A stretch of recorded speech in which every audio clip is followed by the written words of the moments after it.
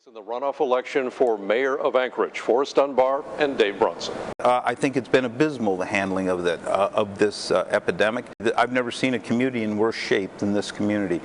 This was a once-in-a-lifetime event, a pandemic unlike anything we'd ever seen before. The good news is that the people of Anchorage, for the most part, came together and did the right thing. People social distanced, people wore masks, people worked together. And because of that, Anchorage actually had one of the lowest levels of hospitalizations and deaths for a city our size in this country. And the truth is, for the last several months, we have had no capacity restrictions on businesses. We've had one of the best vaccine rollouts in the country. More than 55% of eligible Anchorage residents have already had their first shot, and that number continues to climb. Sure, I have not got the vaccine. At this time, I do not intend to get the vaccine. The flu, quite frankly, is the best vaccination for a virus. Yes, I have been vaccinated. I received my vaccine through the Army National Guard back in February, and I certainly would encourage people to get the vaccine. It is safe, effective, it turns it into a non-fatal disease, and so I certainly would recommend it. I've proposed a plan whereby going forward we will rebate to those businesses that were shut down to the degree that they were shut down. We will rebate their property taxes, and where that money comes from, whether it's local property taxes or an abatement on going forward, or federal money that's coming in. Mr. Bronson needs to be much more specific about where those property taxes are going to come from, because the way the tax cap works, if he takes it from one pot, he's going to raise property taxes on residential property taxes, or he's going to have to make massive cuts to other parts of government. You cannot use the coming federal funds for that kind of property tax rebate. It's not allowed under the Rescue Plan Act. I want to switch gears just a little bit here and talk about homelessness. Homelessness is not a crime, and it never should be. But breaking the law while you're on the street, that's breaking the law, and you should be prosecuted for that. Using police power as a primary means to remove people from the street is going to lead to a lawsuit that the municipality will lose. It's unconstitutional. It's also horrifically expensive. But for the people that are committing crimes, they're already subject to arrest and to prosecution. I don't know where he gets this notion that they aren't. That's just not true. So what we need to do is transition from a situation where shelter is sort of the end of the road to a very brief transitory period where people are quickly connected to treatment, to housing, so we can get to the root cause of homelessness. That's how you make real progress on homelessness, not this idea that you can incarcerate people without a lawsuit. That's just not how it works. Where should we locate services for homeless people? We cannot continue to centralize all of our facilities down at 3rd and Carlick or in that downtown core. It's not sustainable. And there are facilities available where we can bring people in, several facilities around town where we can bring people in and capture those economies of scale. Good question. So he said that there were facilities around town that have space. Can you name them? What facilities are you talking about? Yes, Third and Eagle and Ingra, the 15 acres that are just north, we can build a facility there. There's the 550 building on Braga, the old school, we can build them there. And we also have the mall by Merrill Field. We can go there. You're going to put them in Northway Mall and Ingra, that you're going to create new large facilities in those neighborhoods. That's your plan? Mr. Dunbar, I want to give you a chance to respond to him. Well, he just mentioned the Northway Mall, which has a damaged roof, is far too large, and also, I believe, is zoned commercial. So you said that you wanted to put them in PLI, but you highlighted the Northway Mall and then a former school on Braga, which you have to deal with the neighborhood there too, and then this new giant facility, 15 acres on Ingra. I just don't think that's a realistic model. I don't think we have the funds to build or maintain those kind of facilities or repair something like the Northway Mall, and I think it contradicts what he just said about B3 versus PLI. So we're going to be able to make real progress on this issue, but you can't say something like the Northway Mall and throw that as a solution. You're going to have real solutions in the 90 days after the new mayor comes into power, because we're going to run out of FEMA funds at the end of September. You need someone who's ready to go on day one, and someone who is working with these organizations right now and has a more realistic view of where these things can actually be solved. I can't tell you the number of people that I'm told by every day that they're going to leave this city and they're going to leave this state because of the crime that you've advanced for years. We've added 100 new APD officers, and crime, which peaked in 2017, has fallen every year since then. Property crime is down 41%. Car thefts are down much more than that. So the idea that crime is exploding is just not true. I mean, it's more of this misinformation that you're putting forward. That my opponent sent a very divisive letter with some mistruths in it that really, I was speaking with a very senior police officer who said it set back the conversation, the trust between the people of Anchorage and the police department back by years. I am not a defund the police kind of guy. I'm a supporter of the police department.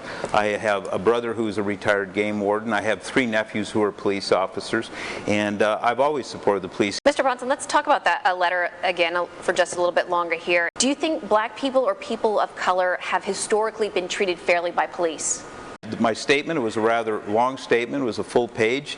I wrote it in about 15 minutes because it's what I believed, it was in my heart. I believe Antifa is a domestic terrorist organization and should be treated as such, both at the local and federal level. And it is my sense, quite clearly, that the path that we are on right now, the path that Mr. Berkowitz and Mr. Dunbar put us on, is bringing us to those cities, and I'll do whatever I can to stop that. That's just an outright falsehood. We have increased the size of the police department by 100 officers. Neither myself nor Mr. Berkowitz ever supported any kind of violent protest, and you've said that. I didn't say that. You have accused me of supporting defund the police. I've done the opposite, and I've said the opposite, and you continue to make these mistruths. The truth is that we don't need you to import these kind of national issues to our police department. We do have an extremely fine police department, and they're working hard to build trust with communities of color and with everybody in the community. We do have an outstanding police department, and we have a police department union that's been willing to work with the people of Anchorage. And what you did was throw these national issues in the middle and try to rile things up for political benefit and set our community back. And that's really unfortunate. And I'm hopeful that we can rebuild that trust in the months and years to come. I gotta respond to that, Mike. How does saying that Antifa is a domestic terror organization? We don't have Antifa here, Dave. Antifa is an issue worldwide, especially in this country. There were peaceful protests this summer. Mr. Dunbar, I'm privy to emails that he gets just about every day from a researcher on my team, and I see the numbers that he gets, and he's just ignoring them. This gentleman is a retired physician's assistant, and he can't believe what he sees. He can't believe what you ignore, and I see everything you get from him, and there's almost one a day. And this pandemic, if there was a pandemic, was over last summer. Okay, so there was a pandemic. Let's be clear about that. It wasn't some kind of conspiracy.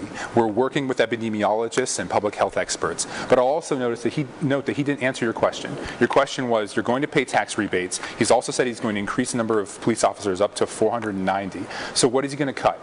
Fire, road, police, and snow removal and road maintenance. That's already 60% of our budget. So he's going to have huge service cuts if he does what he says he's going to do. And he refuses to identify where those cuts will come from. I will say we were at a forum this morning with ConocoPhillips, and for the first time he did identify one thing he wanted to cut, and that was the Anchorage School District. He said that had to be significantly cut. And so I just don't think that's the right approach. And frankly, if we want to be an economically competitive city with the rest of the world, with the rest of the country, we have to offer unique quality of life. That means safe streets, good schools, things like parks and trails. We can't have huge cuts to these services and expect people to want to move here, to remain here, to start businesses here, or to retire here. Mr. Bronson, is that true? Did you say there would be cuts to the school district? Well, yes, because how much would it be? What's that? How much would it be? We don't know, but and I'll be honest with you, I think we pay our teachers too little. So we've got a problem. It's interesting what he said. He said teachers get paid too little, but they're going to have huge cuts to the school district. So I wonder what the solution there is. I mean, what he's probably talking about is huge increases of class sizes.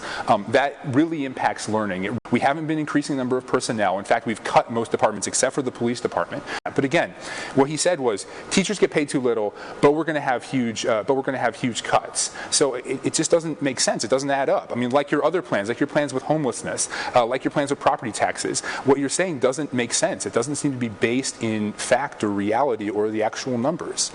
It certainly does make sense. Just tell me, give me a number. When does the school bill When does the school budget stop?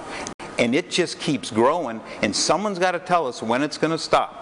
So the municipality's share of the tax cap is actually the mill rate is actually held just about constant at inflation or even below. The largest driver of property taxes this year will be the governor's veto of bond debt reimbursement. And again, you say you want to do this tax rebate to businesses. The way the tax cap works, that means either you're going to have huge cost of services or you're going to shift the tax burden onto residential property taxpayers. Now, during my time on the Assembly, we increased the residential property tax exemption. I'm completely in support of the senior property tax exemption and continuing that. And we've tried to diversify our revenue streams. We've done things like the fuel tax. We sold ML&P. We put that money into the municipal trust. That's going to generate revenues for generations and offset property taxes. And this has all happened while the state has reduced their amount of funding they've given to us. You know, there was a time when 40% of the budget of the municipality came from the state. Now it's less than 1%. We are more financially independent now than we were 5 years ago. We've been working to hold down residential property taxes, and we'll continue to do so, and we'll frankly avoid some of the schemes that Mr. Bronson is planning that would raise your property taxes. I'm just here to tell you we've got a broken city. I need to go back to the notion that Mr. Dunbar says what I'm proposing is schemes. What are you going to cut, Dave? What's that? What are you going to cut? We're going to have to look at cutting just about everything, probably everything except the police department for now. I don't know, I get real frustrated, I'm sorry, but you don't have the sense God gave an anvil sometimes.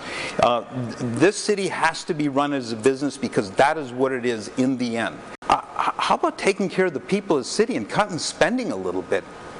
Be creative, cut spending. You've never anticipated that. We cut spending the first 3 years on the Assembly. We cut from every department except for public safety.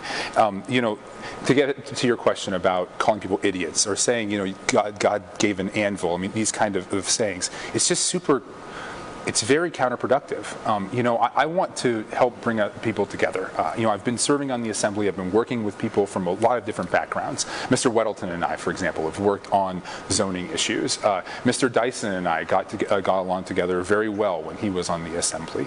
I think we can get back to that sense of, you know, these shouldn't be partisan national issues. We shouldn't be talking about Antifa and that kind of thing. We should be talking about roads and drainage and schools and police service and fire service. That's the core services of the municipality. That's the kind of work I want to do. And I'll say about the business of Anchorage being business. So I have a 10-point business back plan for jobs and economic growth.